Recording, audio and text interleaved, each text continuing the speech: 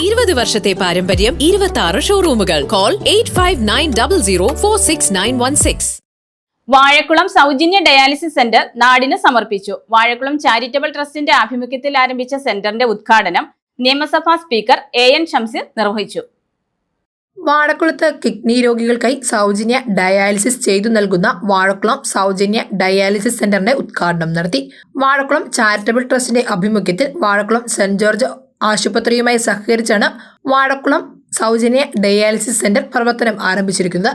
Charitable ട്രസ്റ്റിന്റെ ധനശേഖരണാർത്ഥം രൂപീകരിച്ച dialysis ക്ലബിന്റെ പ്രചരണത്തിനായി വാഴക്കുളം കല്ലൂർക്കാട് കവലയിൽ നിന്ന് ആശുപത്രി അങ്കണത്തിലേക്ക് വാക്കത്തോൺ നടത്തി.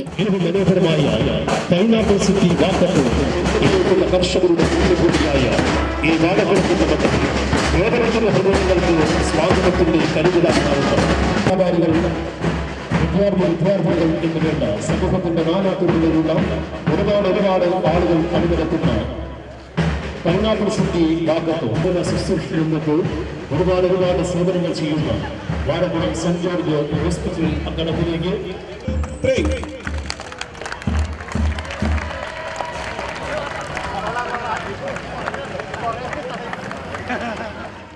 വാഴക്കുളം സൗജന്യ ഡയാലിസിസ് സെന്ററിന്റെ ഉദ്ഘാടനം നിയമസഭാ സ്പീക്കർ AN ഷംസീർ നിർവഹിച്ചു.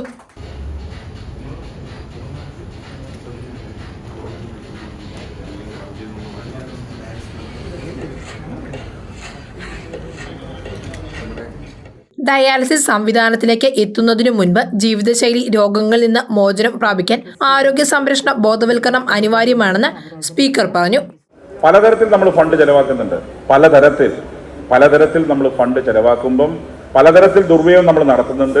തീർച്ചയായും എല്ലാ മാസവും ഒരു നേർച്ച പോലെ നമ്മൾ നേർച്ചയിടുമല്ലോ, നേർച്ച പോലെ നിങ്ങളുടെ സമ്പാദ്യത്തിന്റെ ഒരു ചെറുവിഹിതമെങ്കിലും ഇതിനു വേണ്ടി മാറ്റിവെക്കാൻ തയ്യാറായാൽ മാത്രമേ സിജുവിനും സംഘത്തിന് ഇത് കൊണ്ടുപോകാൻ പറ്റൂ.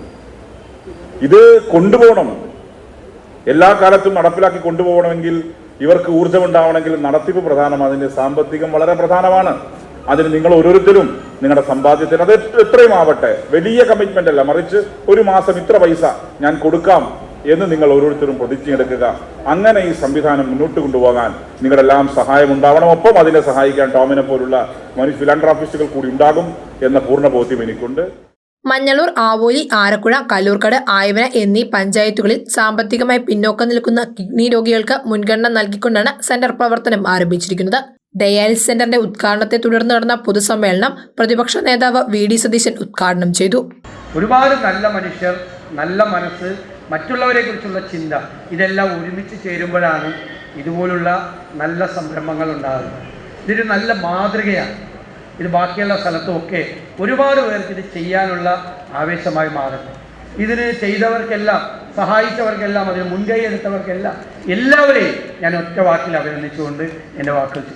ട്രസ്റ്റ് ചെയർമാൻ സിജു സെബാസ്റ്റ്യൻ അധ്യക്ഷത വഹിച്ച സമ്മേളനത്തിൽ Dean Kuriakose MP, Mathew Kuzhalnadan MLA, വികാരി ജനറൽ മോൺസിഞ്ഞോർ പയസ് മലേക്കണ്ടത്തിൽ, സെന്റ് ജോർജ് ആശുപത്രി director father George Pottakkal, block panchayat president KG Radhakrishnan, vice president Josy Jolly തുടങ്ങിയവർ പ്രസംഗിച്ചു. News desk, Muvattupuzha news. എന്റെ കാഴ്ചയ്ക്ക് ചില ബുദ്ധിമുട്ടുകൾ അനുഭവപ്പെടാൻ തുടങ്ങിയത് ഈയിടെയാ. ആദ്യം ടെൻഷനായി. മകളാ പറഞ്ഞത് അഹല്യയിൽ പോകാൻ. അഹല്യയ്ക്ക് 30 വർഷത്തെ പാരമ്പര്യവും വിശ്വസ്തതയുമുണ്ട്. അഹല്യയിലെ വിദഗ്ധരായ ഡോക്ടർമാരുടെ ചികിത്സ കൊണ്ട് എനിക്ക് എന്റെ കാഴ്ചശക്തി പൂർണ്ണമായും തിരിച്ചു കിട്ടി. ഇപ്പൊ എനിക്ക് ഈസിയായി വായിക്കാം. നേത്ര സംരക്ഷണത്തിന് നമ്മുടെ Ahalya. Ahalya foundation eye hospital, കേരളത്തിൽ എല്ലായിടത്തും.